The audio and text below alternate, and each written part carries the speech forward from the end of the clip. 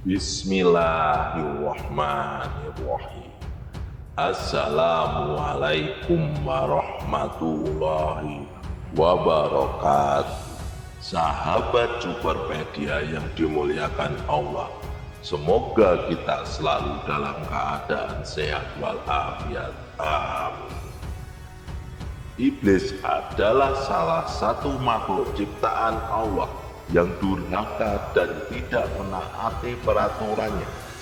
Kelak, iblis dan syaitan akan dimasukkan ke dalam neraka sebagai pembalasan atas perbuatan mereka yang menyesatkan manusia, selalu berusaha menjauhkan anak Adam dari Tuhannya. Banyak di antara kita yang beranggapan bahwa iblis dan setan diciptakan oleh Allah tanpa manfaat dan tanpa tujuan. Namun teman-temanku seiman, Allah Subhanahu wa Ta'ala Maha mengetahui atas apa yang Dia ciptakan. Oleh karena itu, dalam kisah kali ini kita akan mengisahkan tentang bagaimana dunia tanpa iblis dan setan.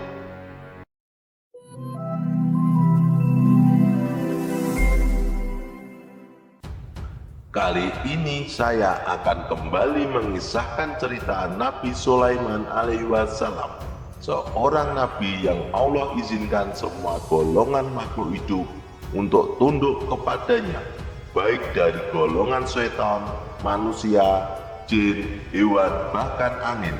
Semuanya ditakdirkan oleh Allah Subhanahu wa Ta'ala untuk patuh kepada Nabi Sulaiman alaihi wasallam. Di awal kisah, Nabi Sulaiman alaihi wasallam menyaksikan bahwa rakyatnya yang melakukan maksiat. Perilaku ini tentu saja didasari oleh hasutan dari setan yang membuat manusia lalai dan kilaf, hingga melakukan sesuatu yang dilarang oleh Allah Subhanahu wa Ta'ala. Dalam kejadian ini, Nabi Sulaiman alaihi wasallam memahami bahwa penyebab utama manusia melakukan maksiat adalah hasutan dari syaitan yang merupakan tentara iblis untuk menggiring anak cucu Adam ke dalam neraka. Oleh karena itu, Nabi Sulaiman alaihi wasallam berpikir, bagaimana jika kutangkap saja iblis dan syaitan, lalu kupenjarakan mereka, sehingga umat manusia tidak lagi melakukan dosa dan maksiat. Akhirnya Nabi Sulaiman alaihi wasallam berdoa kepada Allah, "Ya Rabb, Engkau telah menundukkan kepadaku manusia, jin, binatang buas, burung-burung, dan para malaikat. Ya Allah, aku ingin menangkap dan memenjarakan iblis serta setan. Aku ingin merantai dan mengikat mereka, sehingga manusia tidak lagi berbuat dosa dan maksiat di masa depan." Namun perintah dari nabinya ini tidak serta-merta dikabulkan oleh Allah Subhanahu wa Ta'ala. Allah berfirman, "Wahai Sulaiman, tidak ada kebaikan bagimu jika iblis ditangkap dan dibinasakan." Meskipun begitu, Nabi Sulaiman tetap memohon kepada Allah, "Ya Allah, ya Rabb, keberadaan makhluk terkutuk ini tidak membawa kebaikan apapun." Kemudian Allah Subhanahu wa Ta'ala berfirman, "Jika engkau menangkap iblis dan setan, maka akan banyak pekerjaan manusia yang ditinggalkan." Namun Nabi Sulaiman alaihi wasallam tetap berseru dan memohon kepada Allah Subhanahu wa Ta'ala, "Ya Rabb, aku hanya ingin menangkap dan memenjarakan makhluk terkutuk ini untuk beberapa hari saja." Akhirnya Allah mengizinkan Nabi Sulaiman untuk menangkap iblis dan setan. Pada saat itu seluruh iblis dan setan di dunia menghilang. Semuanya ditangkap dan dibelenggu.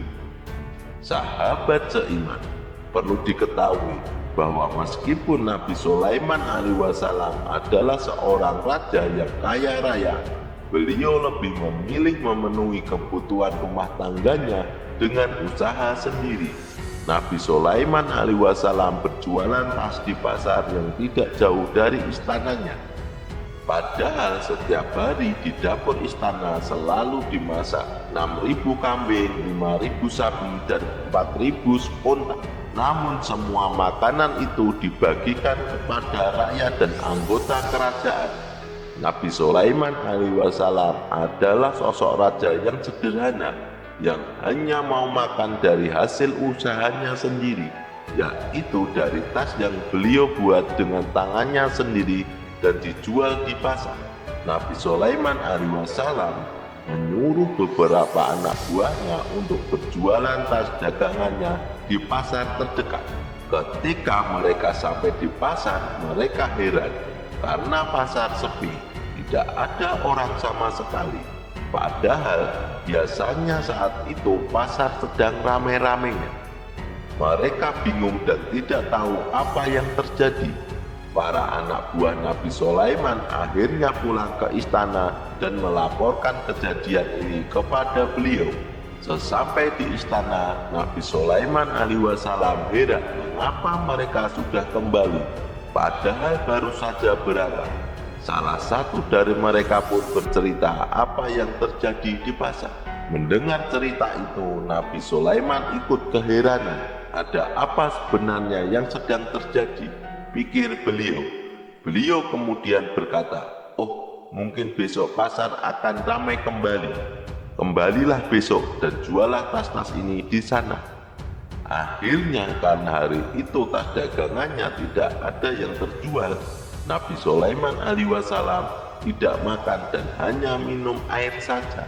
Sahabat seiman, keesokan harinya para anak buah Nabi Sulaiman kembali berangkat ke pasar.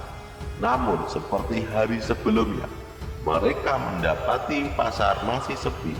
Mereka menunggu sebentar, berpikir mungkin datangnya terlalu pagi. Namun hingga siang hari, tak seorang pun datang. Akhirnya mereka pulang ke istana dan melaporkan kejadian ini kepada Nabi Sulaiman. Nabi Sulaiman kemudian memerintahkan mereka untuk mencari tahu di mana keberadaan orang-orang yang biasanya berjualan di pasar. Para anak buahnya berpencar dan setelah mencari, mereka menemukan orang-orang pasar sedang berkumpul di tempat-tempat ibadah dan kuburan. Mereka menangis dan berdoa kepada Allah Subhanahu wa Ta'ala, memohon ampun atas dosa-dosa mereka. Para anak buah Nabi Sulaiman melaporkan hal ini kepada rajanya. Nabi Sulaiman alaihissalam masih kebingungan mengapa orang-orang ini sudah 2 hari tidak berdagang dan hanya beribadah serta mengingat kematian. Akhirnya Nabi Sulaiman bertanya kepada Allah Subhanahu wa Ta'ala, "Ya Rabb, apa yang sebenarnya terjadi? Mengapa orang-orang ini tidak bekerja dan mencari nafkah?" Allah Subhanahu wa Ta'ala berfirman, "Wahai Sulaiman, engkau telah menangkap para iblis dan setan. Akibatnya manusia tidak lagi bergairah bekerja dan mencari nafkah. Mereka hanya berpikir akhirat saja. Bukankah sebelumnya telah aku katakan kepadamu bahwa menangkap iblis tidak akan mendatangkan kebaikan?" Sahabat seiman, setelah mendapatkan jawaban dari Allah, akhirnya Nabi Sulaiman alaihissalam melepaskan iblis yang sebelumnya ia penjarakan. Pada keesokan harinya, pasar kembali ramai. Orang-orang yang sebelumnya pergi ke tempat ibadah dan kuburan, kini berdatangan lagi ke pasar untuk berdagang. Mereka membuka kios masing-masing dan semangat untuk bekerja, mencari harta dunia, serta memenuhi kebutuhan hidup kembali tumbuh. Dari kisah ini kita dapat mengambil hikmah bahwa kita tidak boleh berprasangka buruk terhadap ciptaan Allah. Meskipun kita menganggap jahat, tak berguna atau bahkan menimbulkan masalah, sebab Allah Subhanahu wa Ta'ala Maha mengetahui atas segala yang Dia ciptakan. Wallahu a'lam bishawab. Jadi itulah kisah tentang bagaimana dunia tanpa iblis dan setan. Semoga kisah ini bermanfaat. Lebih dan kurangnya mohon dimaafkan. yang benar datangnya dari Allah Subhanahu wa Ta'ala, sementara khilaf atau keliru itu datangnya dari saya pribadi sebagai manusia biasa. Sampai bertemu di video selanjutnya. Saya akhiri. Wassalamualaikum warahmatullahi wabarakatuh.